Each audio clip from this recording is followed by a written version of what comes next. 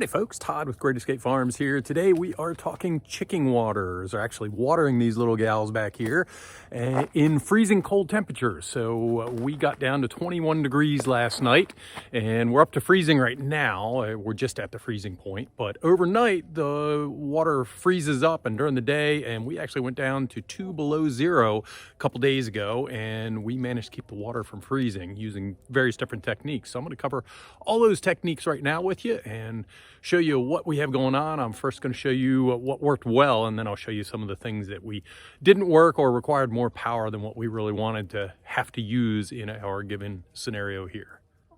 Okay, I'll start off with a spoiler alert here, is that this is the overall solution right here.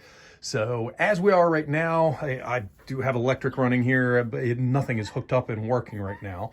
So without any electric at all, if I bury a 5-gallon bucket in soil, and this is zone 6, so last night we got down to 21 degrees. We've been down to -2 Fahrenheit here. And you can see we have just a little skim of ice over there, but for the most part, the chickens could easily peck through that. They were in here drinking this morning.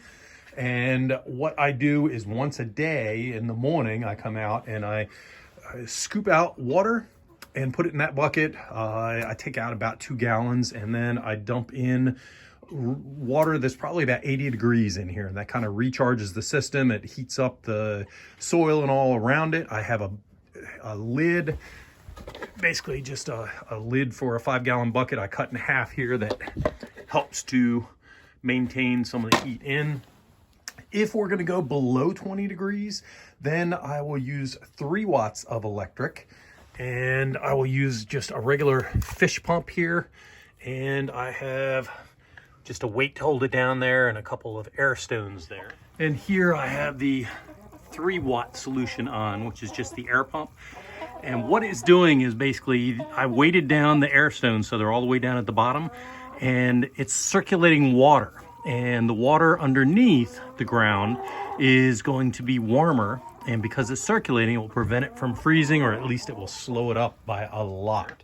And if we're going to go down below 10 degrees, then I will use this, which is a heater designed for chickens, and I got that from Amazon. I'll go ahead and include a link in the show notes, actually, for both the air pump and the heater here. The heater uses 60 watts. So the issue that I have is everything is being run off of solar over here, and my solar system, my charge controller is out of whack. It's just, so my system is not up and running right now. I have parts on order. Hopefully I'll get that up and running here soon. So I have a 100 amp hour battery in there. And basically the way the math works is I get about 26 hours of electric to run all of this right here, because I'm using 6 watts for that, 3 watts for that, and the conversion from AC to DC, the converter itself uses some. So I have just over a day of use, and over the Christmas break and everything, I had to travel. So trying to keep everything up and running, I was trying to come up with every different way possible to keep this up and running, and this seemed to be the best.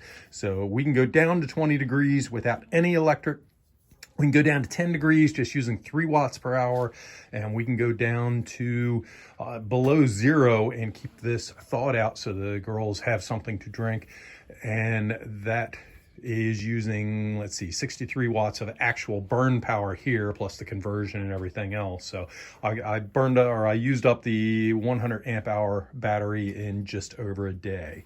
So in a future video, I will do a real quick overview of the solar system I've set up. I set it up just for the chickens and a couple things I need to do out here. So there's a lot of other YouTubers that have a lot more video on it and the science behind it. I will just show you real quick what I have set up. That is the solution at various temperatures here based on what you're doing.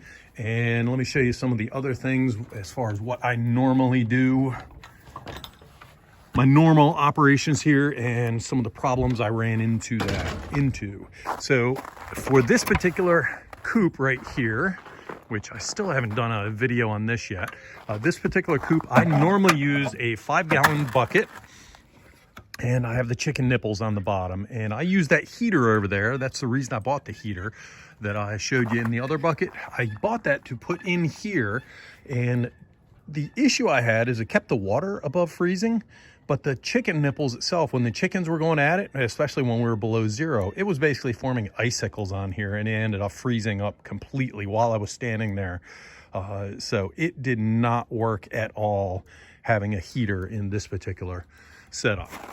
This setup right here, this is what I have for the guinea hens. Let me see if I can get some light on it. It's frozen up right now. It's starting to thaw out a little bit on top, but it's frozen solid in here. I take this inside the house and defrost it, so it doesn't work. I know that they have these that have built-in heaters in them, but they use, I think it's 80 watts was the lowest that I've seen, but most of them on average are 100 watts or more. And again, I have limited power out here until I get my solar system up and running. So that was kind of a non-starter for me. What are some of the other things I've seen? I've seen people lay bowls on. I have black bowls and everything else. But when you get down to the low 20s or below 20 degrees Fahrenheit, none of that works. This has been the best scenario that I've had right here, which is simply a 5-gallon bucket buried in the soil, put warm water in, it charges the soil up around it as the day goes on or the night goes on, with a little cover on the top to help insulate it a little bit. It has worked perfectly for the girls here. So that's it for this video. Please consider liking it. Please consider subscribing to our YouTube channel, and I hope you have a wonderful day.